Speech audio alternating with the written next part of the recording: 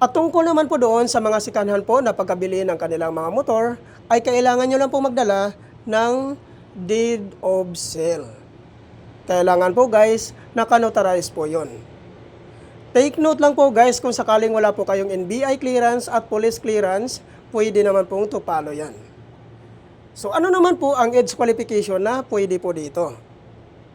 Ang pasok po dito guys, which is yung 18 to 60 years old. Ang 56 to 60 years old po ay kailangan nyo lang pong magdala ng medical certificate. Kailangan po guys, fit to work. Yan po yung mga requirements po na kailangan po nating i-prepare before po tayo pumunta sa spot activation. At ang kagandahan po dito guys, pag once ma-activate ka po dito, ay maabil mo po ang 5,000 activation bonus po ni MoveIt. Ano po ba ito ang ibig sabihin ng 5,000 activation bonus po ni MoveIt?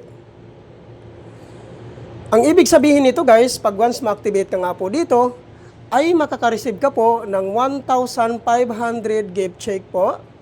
Yan po yung magagamit natin kaagad sa pag-grocery nyo po dahil SM gift check po yan. Then, yung 3,500 naman po guys, yun po yung pre-top up nyo po. Yan po yung papasok sa inyong